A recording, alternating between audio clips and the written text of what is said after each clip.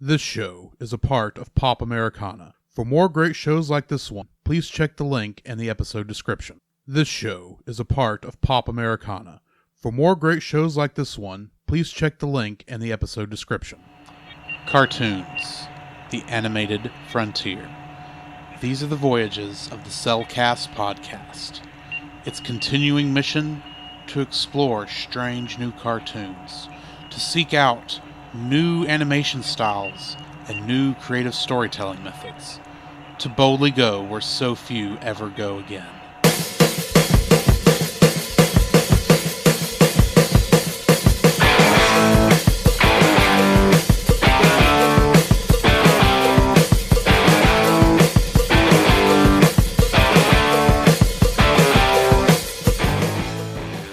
Ray? We're wrong? Okay. This progress is a part of Christian Geek Central Network. Wrong. Hey, Scoop, what are you doing, man? I don't know. I'm supposed to be reading an ad. All right, hold on. Give me it. Okay.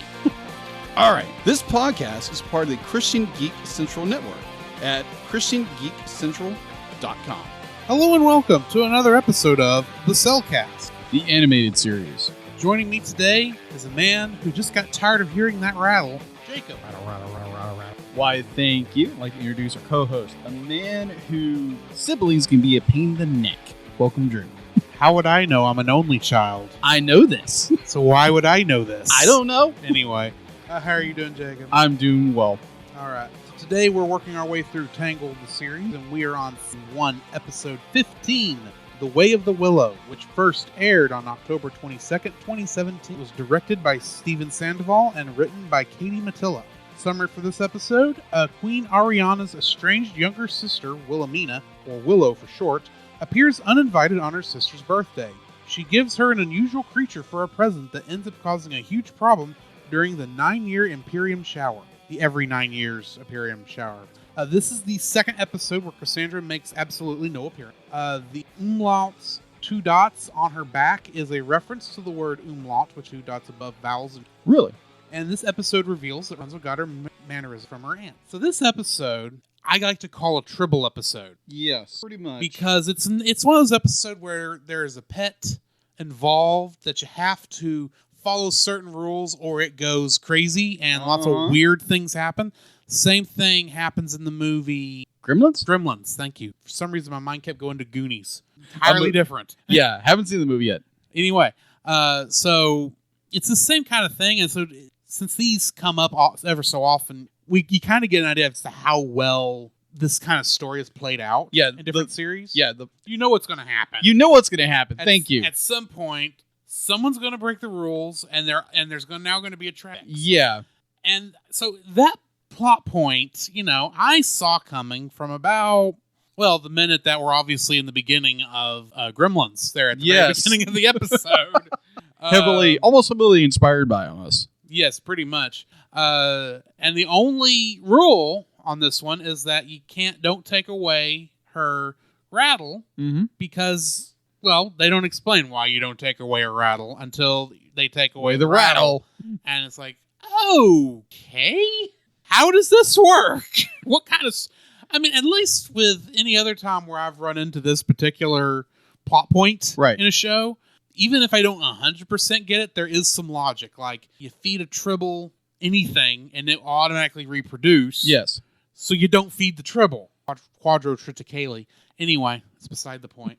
And then in Gremlins, you're not supposed to feed them after midnight, get them wet, or there's a third thing, and I don't remember what it is. So it's a good thing I don't have Gizmo. But at the same time, it's like, at some point, all of that's going to happen, and it's going to cause everything to go crazy. Mm-hmm. And unlike all those other ones, while there does end up being a multitude of this little guy around, they didn't give it away as pets. It's just somehow at the end of it, they all reemerged back into the same being, and I'm going, huh? So, admittedly, I think the way of subverting that expectation and this one was done well. How they ended up cleaning everything up at the end of the episode just kind of, I don't think works as personal. Yeah. But that's not the point of the episode, I would like to point. But before we get on to the point of the episode, what did you think of that part of it. When it comes to the critter, what are they called? Umlaut. Sorry, umlaut. I'll say that into the microphone. Umlaut, doodle doodop. This is not umbop. Either way, the trope of the character that is going to become more and more of a problem is it's always a good trope if it's done well. Yes. Now, like the point you gave of umlaut just be like multiplying exponentially, which is a normal thing. Which is a normal thing, but then at the same time, like you said, the fact to be like it just kind of like absorbs like all its siblings like a back into it. Yeah, like a black hole. I was like, well, that's convenient. But anyway. Yeah. Anyway, the Tribbles, they still have hundreds of words. Right. What are you gonna do? Yeah. When it comes to the sibling angle, I do have two younger brothers. I understand the quibbling, the squibbling, and squibbling. That's a word. Squibbling. Yeah, squibbling. Sibling. Yeah.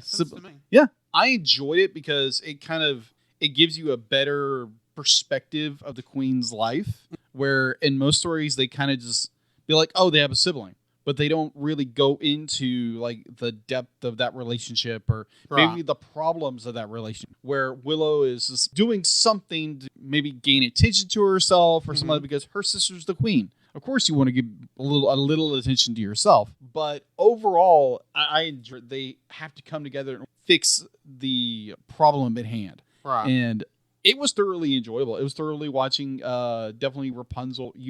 Like you said earlier in the synopsis and build up to it, that Rapunzel definitely gets that a lot from her. And despite having never met her aunt. Yeah, exactly. Funny how I didn't think that could be passed down genetically, especially a dislike of shoes. Yeah. Hey, I didn't know my grandfather had curly, dense hair like I do. Of shoes. No, it's not. But it's those little things where you realize be like you have something that genetic disposition towards. I would presume. But with all that said, it was a great episode. It was Rapunzel connecting with a family member she never knew, and it was a fun little adventure. Yeah, the Imperium shower. There again, we're getting more of what's going on in the world, how this world works, and in future episodes, we even get to know more about its past, and we get to little details are starting to come to the surface, and I'm enjoying that part tremendously because when you get a series like this and you get more world building, it just makes it more fascinating. Yes. So yeah, that is my $3.45 of my opinion this episode. It was a great episode. Yeah, it was enjoyable. It's having that little bit of family drama in there, I think really cements this episode as telling a good story with it.